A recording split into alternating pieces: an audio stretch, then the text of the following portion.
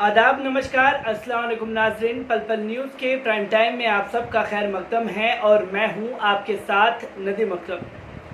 Twitter पर आजकल जंग छिड़ी हुई है खाड़ी देश और भारत सरकार में, जो भारत में सत्ता में बैठे हुए सत्ताधारी हैं। क्योंकि जिस तरह से भारतीय जनता पार्टी में बैठे सत्ताधारी हैं वो अपनी ज़ुबान पर लगाम लगाने को तैयार नहीं हैं, जिसके चलते कई बार सवाल उठे हैं और उससे सुधरने का नाम जो है सत्ता में बैठे सत्ताधारी सुधरने का नाम नहीं ले रहे हैं। क्योंकि हम लगातार बीते 3 महीनों से ये देख रहे हैं कि खाड़ी देश के लोग जो हैं, जिसमें कुवैत आता है, सऊदी अरब आता है, ईरान आता है, तमाम वो मुस्लिम देश हैं जो खाड़ी देशों में हैं, जिसके संबंध जो हैं वो मोदी सरकार से बिगड़ते हुए नज़र आ रहे हैं। क्योंकि हम तो मीडिया में सिर्फ एक ही खबर सुनते हैं कि मोदी सरकार का डंका बज रहा है और मोदी सरकार ने जिस तरह से मुस्लिम देशों से संबंध बनाए हैं उसके चलते जो है हर कोई कांप रहा है। मोदी जी इकलौते ऐसे शेर हैं जिस शेर के चलते पूरी दुनिया आज कांप रही है।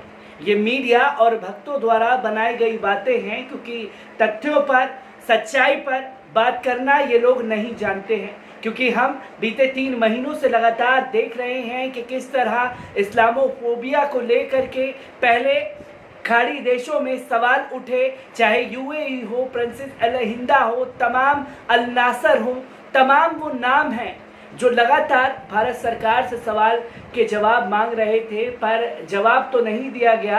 पर 20, 22, 24 दिन बाद लगभग मोदी सरकार को ये कहना पड़ा कि कोरोना को किसी धर्म जाति से जोड़ करके ना देखा जाए। पर अभी भी ये सिलसिला जारी है, क्योंकि हम लगातार देख रहे हैं कि कोई भी सत्ता में बैठा सत्ताधारी अपनी बयानबाजी कर करके निकल जाता है और उसका असर भारतीयों को भुगतना पड़ता है। क्योंकि हम ये देख रहे हैं, समझ रहे हैं कि आखिरकार क्या कुछ हुआ है।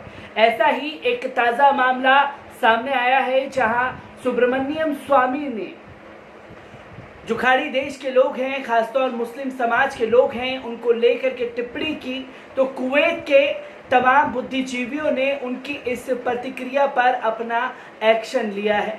तो जानते हैं शारिक अदिल यूसुफ से कि आखिरकार ये पूरा मामला क्या है। पिछले 3 महीने से हिंदुस्तानियों को लेके और हिंदुस्तान को लेके मिडिल ईस्ट में कई ऐसे ट्वीट्स सामने आए हैं जिन्होंने हिंदुस्तान की फॉरेन पॉलिसीज़ पे और हिंदुस्तान की डिप्लोमेटिक आइडियोलॉजीज़ पे कई तरह के सवाल खड़े किए हैं। और हिंदुस्तान की डिप्लोमेसी इस वक्त किस तरीके से काम कर रही है उसको लेके कई सवाल उन्होंने भी खड़े किए। ऐसे कई ट्वीट्स हमने देखे जिसमें लगातार कई हिंदुस्तानियों के ऊपर सवाल खड़े किए गए हैं, जिनमें से तेजस्वी सूर्या की वजह से कई हिंदुस्तानियों को जवाब देने की और सफाई देने की ज़रूरत पड़ी थी।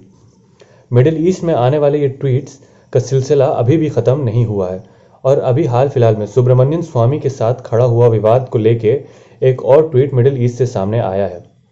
ये ट्वीट MJL श्रीका ने किया है, जिन्होंने अपने ट्वीट में लिखा है, while receiving billions of dollars in remittance and a very brotherly treatment to Indians for decades, the current Hindutva rulers chose to abuse us in return. First, their MP Tejasvi Surya abused our women publicly. Now, another MP at Swami 39, yani Subramanian Swami, calls us namak haram. We will respond. इस tweet में उन्होंने बोला है कि जब हम लगातार हिंदुस्तानियों को बिलियंस ऑफ डॉलर से मदद करते आए हैं और हमने हमेशा हिंदुस्तानियों को एक भाई जैसा व्यवहार किया है हिंदुस्तानियों के साथ, और कई दशकों के बाद भी आज हिंदुत्व रूलर जो हैं वो चूज़ करते हैं कि वो हमें गाली दें। पहले उनके MP तेजस्वी सूर्या ने हमारी औरतों को गाली दिया और अब उनके MP सुब्रमण्यम स्वामी हमें नमक हराम कह के बुला रहे हैं। हम इसका जवाब ज़रूर देंगे। इस वक्त हिंदुस्तान की प्रॉब्लम्स कई देशों के साथ चल रही है। जब वो बॉर्डर को लेके बात आती है तो चाइना के साथ लगातार हिंदुस्तान विवाद में बना हुआ है। कश्मीर को लेके बात आती है तो पाकिस्तान के साथ हिंदुस्तान लगातार विवाद में बना हुआ है। और जब प्रॉब्लम आती है समुद्र की तो श्रीलंका के साथ भी हिंदुस्तान का लगातार विवाद बना हुआ है।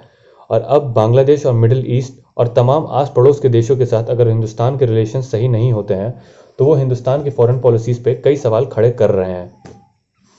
इस वक्त जब मोदी जी कहते हैं कि हिंदुस्तान को आत्मनिर्भर बनने की ज़रूरत है, तो उन्हें देशवासियों को ये भी बताने की ज़रूरत है कि आत्मनिर्भर वो कैसे बने।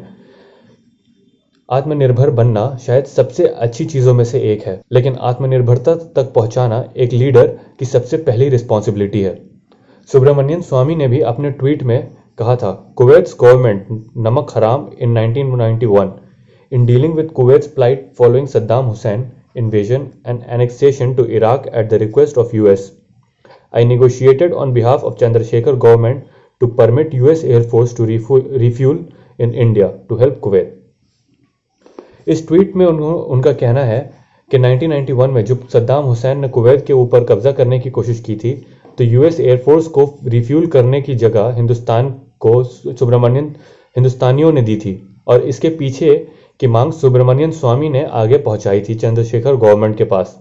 अब बात यह आती है कि जब हिंदुस्तान के इतने बड़े फेस और इतने बड़े लीडर्स जब इस तरीके से अपनी बातों को सामने रखेंगे, क्योंकि सुब्रमण्यन स्वामी के कई ट्वीट्स लगातार एंटी रिलीजियस या आप इस तरीके से कहिए कम्युनल एंगल के साथ नज़र आते हैं। उन्होंने ओपनली अपने इंटरव्यूज़ में ये कहा है कि ये एक हिंदुत्व देश है और यहाँ पे हिंदू मेजॉरिटी है और यहाँ वही चलेगी जो वो चाहेंगे। जी हाँ, हिंदुस्तान एक हिंदुत्व देश हो सकता है, लेकिन हिंदुत्व का मतलब कट्टरता कतई नहीं हो सकता। सबको अपने अंदर झांकने की ज़रूरत है और ये पूछने की ज़रूरत है कि आखिर सच्चा हिंदुस्तान क्या है। क्या वो जो लगातार नफरत को आगे बढ़ाते हुए आगे बढ़ने की बात करता है, या वो जो एक साथ हाथ जोड़ के हाथ मिला के आगे बढ़ने की बात करता है? क्योंकि हाँ, अंग्रेजी की एक कहावत है, united we stand and divided we fall. तो दोस्तों, आपने देखा कि शारिक अदिल यूसुफ ने साफ तौर पर कहा कि सुब्रमण्यम स्वामी जो हैं वो गाली गलौज कर रहे थे, और गाली भी ऐसी नहीं कि खास समुदाय को टारगेट करते हुए। इससे पहले सूर्य तेजस्वी ने इस तरह की बयानबाजी की जिससे खाड़ी देश के लोग खफा हुए, और खाड़ी देश की तरफ से प्रतिक्रिया आई कि जो लोग यहाँ हमारी माँ बहनों को गाली दे रहे हैं वो अब डायरेक्ट हम पर वार करने लगे हैं।